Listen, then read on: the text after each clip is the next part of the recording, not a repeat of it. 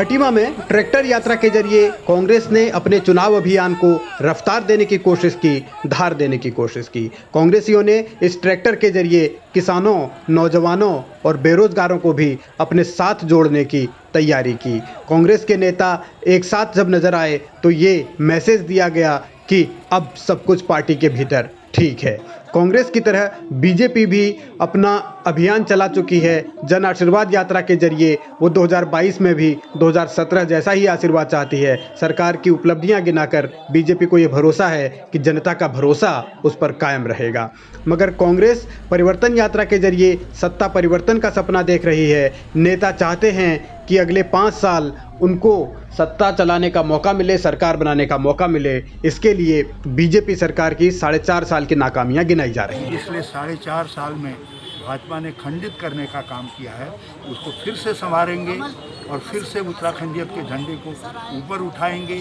जन कल्याण, गरीब का कल्याण, किसानों का भला, नौजवानों के लिए रोजगार, महिलाओं का आर्थिक सशक्तिकरण और सभी वर्गों के हित के लिए हम काम करने वाली सरकार देने का संकल्प लेकर उत्तराखंड और उत्तराखंडियत के नाम पर कांग्रेस आगे बढ़ने का ख्वाब देख रही है, तो बीजेपी घोषणाओं के मामले में पिछली और मौजूदा सरकार का अंतर समझा रही है और इसी अंतर के जरिए वो उत्तराखंड में सत्ता कायम रखने का दम भर रही है। हमारे कुछ प्रतिपक्ष के मित्र हैं जिन्होंने अपने समय में तो कभी कोई काम किया नहीं, अब हम कोई काम कर रहे हैं तो हमेशा वो क्या प्रश्न चिन्ह खड़ा करते हैं।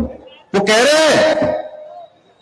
रहे हैं कि सरकार के पास पैसा नहीं है, सरकार घोषणाएं कर रही है, ये कहां से पैसा लाएंगे।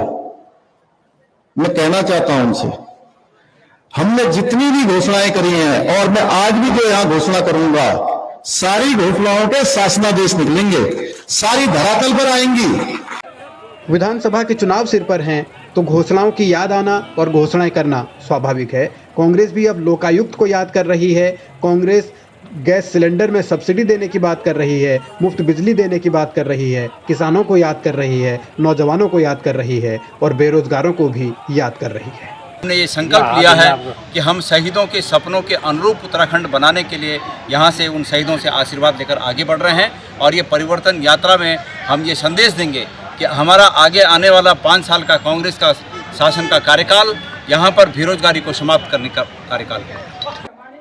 घोषणाओं और चुनावी वादों में बीजेपी भी पीछे नहीं है। 4.5 साल तक सरकार चलाने के बाद अब चुनाव से 5-6 महीने पहले बीजेपी को ये भी याद आ रहा है कि शायद श्रीनगर में भी नगर निगम की मांग तो पुरानी है, तो उसको भी लगे हाथ क्यों न पूरा कर लिया जाए। इसलिए धामी यहाँ चूके नहीं कि नगर पालिका क्षेत्र का सीमा विस्तार किया जाए, उसको जो है नगर पालिका को अब नगर निगम के रूप में जो है आगे उसका सीमा विस्तार किया जाएगा और साथ ही जो है यहाँ पर पानी की समस्याओं के लिए भी निदान किया जाएगा।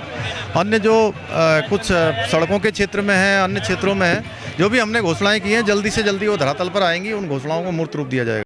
गोदियाल की विधानसभा सीट रही श्रीनगर को नगर निगम का दर्जा देने का ऐलान कर सीएम ने कांग्रेस प्रदेश अध्यक्ष से एक मुद्दा छीन लिया तो कांग्रेस खटीमा की खामियां गिना रही है, खटीमा के सवाल उछाल रही है, खटीमा के मुद्दे बता रही है और सीएम को निशाने पर ले रही है। सीधी सी बात कहना चाहूँगा कि अगर 9.5 साल होते बेमिसाल तो गली गली मुख्यमंत्री को खटीमा में नहीं लगानी पड़ती चौपाल। तो आप समझ सकते हैं कि 9.5 साल का उनका कार्यकाल फेलियर है। आज भी जो पुरानी घोषणाएं वही कर रहे हैं, खटीमा के लिए कुछ भी नया नहीं कहा। आज कोई ऐसी घोषणा मुख्यमंत्री ने नहीं कही जो कि खटीमा के लोगों को लाभ पहुंचाया। मुख्यमंत्री होने का खटीमा का वो कर्ज चुका सकता। चुनावी समर में मुद्दों की भरमार है, सवालों पर संग्राम है, चुनौतियों का अंबार है और घोषणाओं की भी बौछार है। वक्त जनता की अदालत में जाने का है, यानी जनता की अदालत से फैसला आने का है कि अगले 5 साल तक सत्ता पर कौन काबिज रहेगा। इसीलिए कोई जन आशीर्वाद यात्रा के जरिए अपनी भावनाएं बता रहा है, जो काम नहीं हो पाए वो कैसे होंगे ये गिना रहा है, तो कोई परिवर्तन यात्रा के जरिए सत्ता में परिवर्तन का सपना देख रहा है। अब सवाल यही है कि मौजूदा हालात में कौन बेहतर साबित हो पाएगा और जनता किस पर भरोसा जताएगी।